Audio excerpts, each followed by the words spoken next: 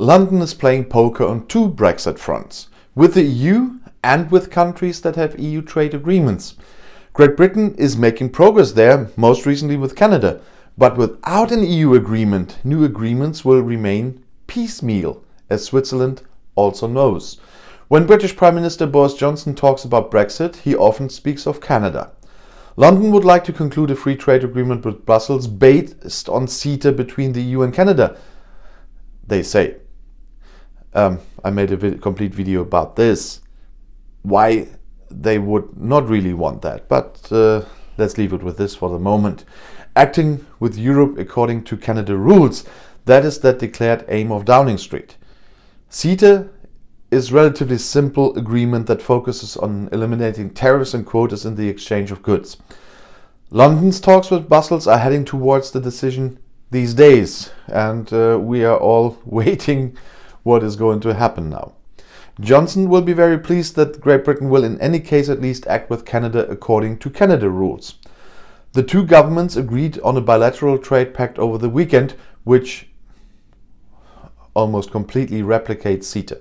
It is the second deal that London has signed in 2 months, both with a lot of copy and paste from the EU, by the way.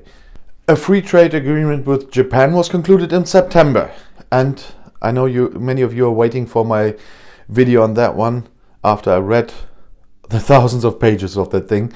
I still have tons of notes, and this is not my main job. I do have a normal job, and this is just my hobby, and so it will take a little bit longer to do this, but the video will come in due time. For London, the agreements with Canada and Japan are important successes in the negotiating poker that takes place in the slipstream of the big poker with Brussels. The EU has concluded free trade agreements with numerous countries.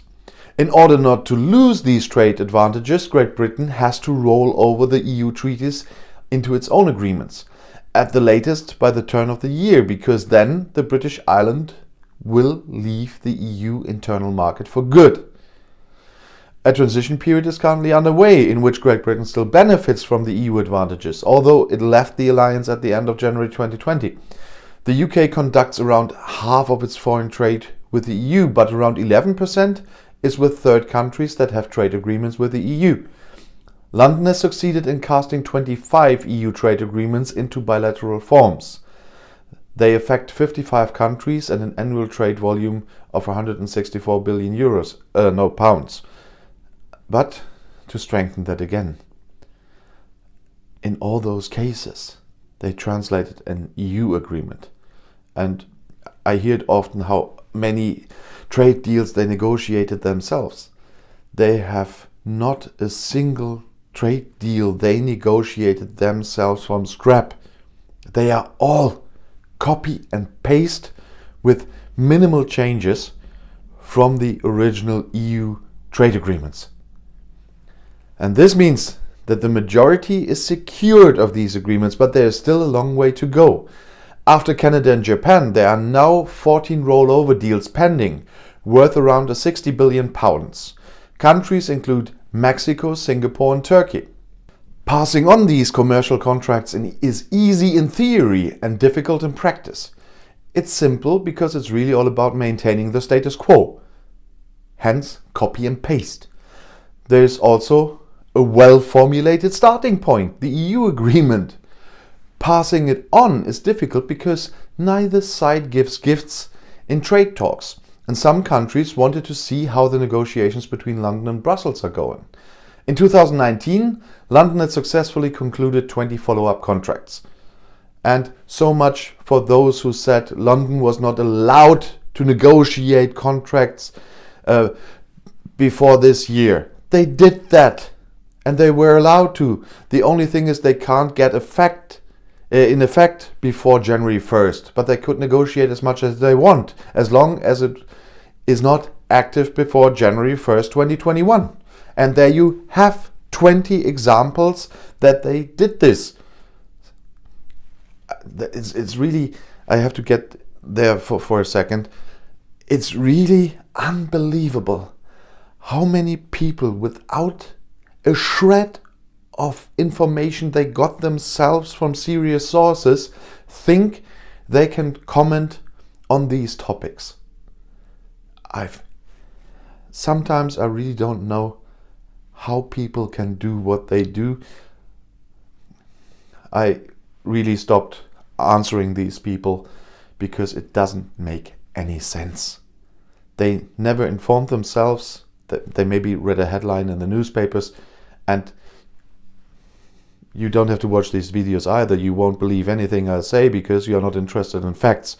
But stop commenting on my videos. I will delete them anyway, because if you really, even some of the hardest Brexiteers, which are informed people on the other side, agree to those facts, but even you don't, because you have no clue at all. So please stop commenting.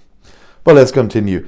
In 2020, when Brussels and London started talks, there was a lull for 8 months until agreement with Canada and Japan. Time pressure probably played a role in Ottawa and Tokyo. All sides lose if there is no follow-up agreement, and trade falls back to the respective basic tariffs in accordance with the rules of the World Trade Organization, the so beloved WTO for some people. Great Britain is Canada's third largest export market. The deal with Ottawa involves a trade of £20 billion. The deal with Tokyo, an exchange worth around £30 billion.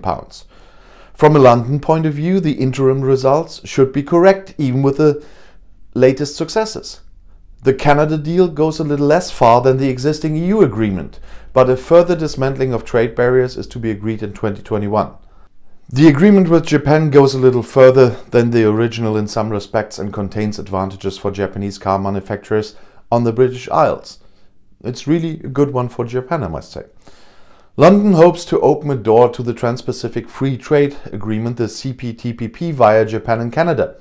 Meanwhile, the government's rhetoric to celebrate the agreements as proof of the success of Brexit seems inadequate.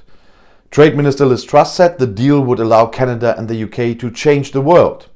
The aim is to avert losses that London would never have threatened if it had remained in the EU. When it comes to Brussels, Truss sticks to the hard Brexit line. No deal is better than a bad deal. The stuck game in poker between Brussels and London, meanwhile, makes the agreements with third countries less effective. Some aspects have to remain open because they depend on the possible EU agreement. This also applies to Switzerland, whose foreign trade is heavily geared towards the EU. Bern had signed a follow-up agreement with London in 2019. But one hurdle is, for example, the mutual recognition of the testing of certain product standards. Here, Bern follows the Brussels guidelines. If Bern now also recognizes London exams, although London and Brussels cannot agree on mutual recognition, there is a problem. This could result in higher testing and certification costs for companies. It is similar with rules of origin for products. If a British manufacturer uses EU parts for his goods, Bern still recognizes them as British when they are imported into Switzerland and vice versa. This makes trade easier because a minimum amount of local added value is required in the exporting country to be exempt from customs duties. But if the goods are processed in Switzerland and exported to the EU, although there is no agreement between Brussels and London, what then? Then the EU would not classify the British advance payment as Swiss, and there is a threat of a tariff on the Swiss end product because it is not Swiss enough. Bilateral negotiations cannot help if the problems are trilateral, summed up the experts at the UK Trade Policy Observatory last year. Therefore, the passovers could not guarantee full continuity of trade. London has a particular problem with Turkey, which traded with the UK last year for the equivalent of £18 billion. Turkey is a member of the EU Customs Union. This significantly limits Ankara's ability to conclude its own contracts. Turkey has to wait until London can reach an agreement with Brussels in big poker. Boris Johnson prefers to talk about Canada or Australia rather than Turkey. Trade on the basis of Australia rules is Johnson's code for the failure of talks with the EU. Australia does not have a free trade agreement with Brussels. Yet. They had 9 successful negotiating rounds so far, by the way. The British associate pleasant thoughts with Australia, just as they do with Canada. It is part of the Anglo-Saxon world and the sun shines most of the time. However, experts have pointed out, and I pointed that out in a lot of videos already, that Australia does have a partnership agreement with the EU that also includes trade facilitation. Mongolia was suggested as a verbal alternative. Acting according to Mongolia rules does not work either, because even Mongolia enjoys some of Brussels' advantages. The no deal would probably come closest to a trade according to Afghanistan rules. But Johnson never talks about that. And if you now want to know more about Brexit, YouTube has chosen another of my videos here for you in the end screen, next to the subscribe button, which I really hope you use. And if you want to know more about European or global news and politics, my 2 channels about this are right up here.